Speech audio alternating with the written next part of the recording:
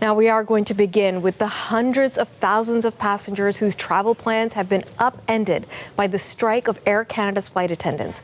The union is defying a federal government order to get back to work. For the latest on the negotiations, or lack thereof, I'm joined by CBC's Sarah Galashan. Sarah, good to see you. Where do things stand at this point? Well, so in the early morning hours of this morning, the Labour Relations Board deemed that this strike was illegal, it was unlawful, and that meant that the QP flight attendants needed to go back to work. They needed to obey that back to work order that we learned about over the weekend.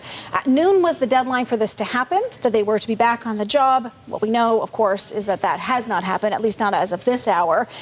Instead, what we saw today was union leaders led by Mark Hancock. They had a press conference. They talked about the fact that they felt like this was very unfair, that they had no intention of going back, making the assertion that if it came to it, those union leaders would go to jail for this cause before that they would be willing to order the flight attendants, or rather tell the flight attendants it was time for them to go back to the job. They're going to stand by those picketing flight attendants instead. Take a listen. We have reached out to the employer. I think Wesley did that today or last night. So And what was the response? I don't know. Wesley, do you want to talk to that? There's been no response from the employer. No response. Nothing. When was the last time negotiations were actually happening at the table? That would have been Friday night. Yeah, so they're saying that they are still willing to talk, certainly. Actually, CEO for Air Canada did do an interview with Reuters in that, talking about the current offer, saying that and we've heard this from Air Canada before, they believe that this current offer is fair, that it would make the Air Canada flight attendants the highest amongst their peers in this country, in Canada, that they are not ashamed of that offer. Acknowledging, though, that the two sides are very far apart. What we also heard from the CEO is that they do need to find a path forward. But bottom line, his message is that the planes need to get back in the air, that has to happen, that has to be a priority. And so this was his message to those flight attendants. And so my message is obey the law. We are a country with a rule of law. Obey the law, and let's get our flight attendants back to on the planes, so we can minimize the damage and we can start recovering. Well, Sarah, these two sides are clearly very far apart. So in this position, what are we hearing from the government? Yeah, so Patty Hajdu was the Labour Minister, Jobs Minister, was just on Power and Politics last hour, and she was talking about this. Of course, that Section 107 was put in place over the weekend. That was the back to work order. And she has defended that move as well, announcing today, just after the Labour Relations Board declared it to be illegal to violate that order, announcing that there was going to be a probe into what has become sort of a common discussion about this strike action, which is one of the issues at play here, unpaid work. And that is the flight attendants saying that they are unpaid for what is called ground work. They don't receive ground pay for things like safety checks and boarding passengers, anything that happens before that plane actually takes off. And so what she says is she wants to put a probe into that, find out, is there some kind of a loophole that's allowing airlines, not just Air Canada, others also are engaged in this, to be able to have unpaid work. How, in fact, could that be justified? That, though, has not yet been enough to satisfy the union, the flight attendants, as they continue to be on the picket line, like I say, this hour, with no sign that, in fact, they are going to go back to work. She was also asked on Power and Politics, what's going to happen here? Are we going to see Labour leaders jailed over this? And here's what she said to that. I can't predict what's going to happen, but what I can say is that there's an opportunity and an off-ramp right now. Everybody can put a little bit of water in their wine, both on the corporation side, on the union side. That's what bargaining is about. It's about getting the best deal that you can, knowing that you're not going to have all of your needs satisfied, either on the employer side or on the union side. And they have an opportunity right now to sit down together to work this out. As I say, though, Natasha, at this hour right now, at airports across the country, we know that that's not happening. There are passengers around the world who are stranded, or if not stranded, have had to make some major adjustments to their travel plan. And what we did hear, I will say, from both sides of this issue, that there is at least agreement in this, and that both sides apologizing to those passengers and acknowledging that this has been a huge disruption. Absolutely. We'll stay on top of it for you. And I know you'll be back a little bit later on in the show with more. Sarah, thanks so much. You bet. Now, despite the strike being deemed illegal by the Canada Industrial Relations Board, flight attendants have vowed to remain on the picket lines. So let's get some legal analysis now. And for that, we turn to Errol Mendez. He's a professor of constitutional and international law at the University of Ottawa, and he joins us now. Errol Mendez, it's been a long time, sir. Good to have you on the show. Good to talk to you, Natasha. Errol, I wonder if you could offer us some clarity, because on the one hand, the union constitutionally has the right to strike, the right to demonstrate, and on the other hand, we've got the CIRB saying this is unlawful, this is illegal. What is the reality here? This is a very sad situation because the union is correct under the Charter, Section 2D, that the unions, after the Supreme Court of Canada has ruled, the right to strike is a constitutional right. So they have that point.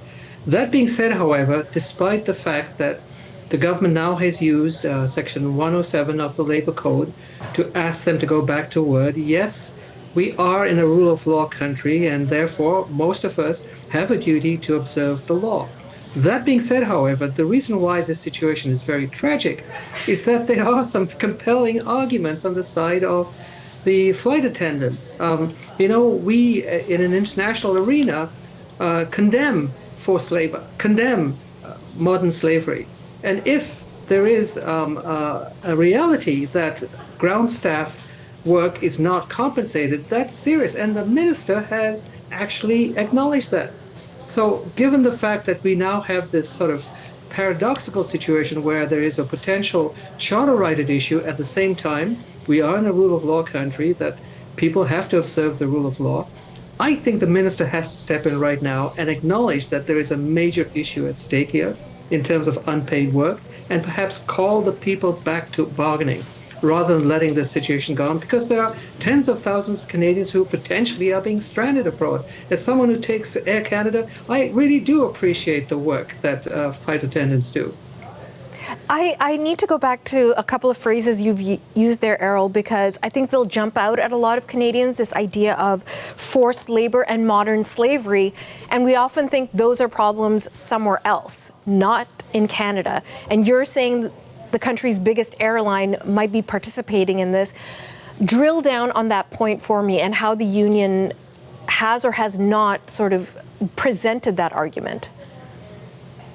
Well, we've condemned situations in other countries where there is forced labor of children, forced labor of adults, where they're being forced to work without pay. However, we must be careful within our own country that especially our major corporations acknowledge that work has to be paid. And now that the minister has acknowledged that, I think there is a way out of this dispute by getting the minister to ask the company, based on our existing laws, to relook at the bargaining process and see whether or not she could be involved in making sure that this issue is actually resolved on a legal basis, on the fact that there could be other laws and other spirit of the laws that Canada has, which requires Air Canada to compensate the groundwork. Have we seen that type of argument or step taken by a government in any other labor dispute? But no, because oftentimes what the government tries to do in a standard situation like this is to hope that the parties, if they fail to agree, as in this situation, they've been bargaining for close to 8 months now, I gather, and it seems to be at an impasse. Here's where the minister has to come in and find new ways of trying to get them back to the bargaining table.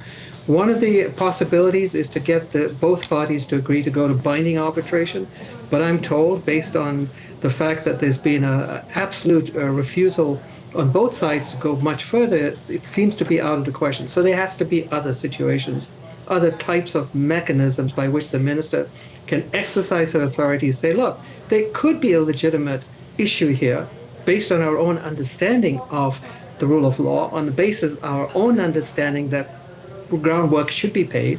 We're not like other countries which allow forced labor or modern slavery.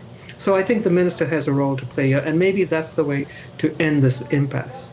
Now, if the board has deemed this illegal, and the Minister Haidu was asked about this just a few moments ago on Power and Politics, Is there a possibility that people would actually be going to jail as a result of their protests? And if so, what are the consequences of that?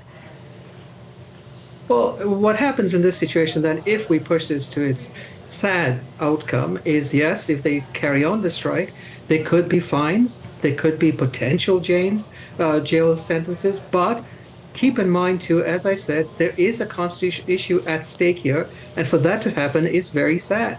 So therefore, I would urge everyone, both parties and the minister, to come into this and say, look, we are different in terms of a rule of law country where we acknowledge that there is the right to strike, at the same time that we should re-examine some of the practices of Air Canada which allows for unpaid work.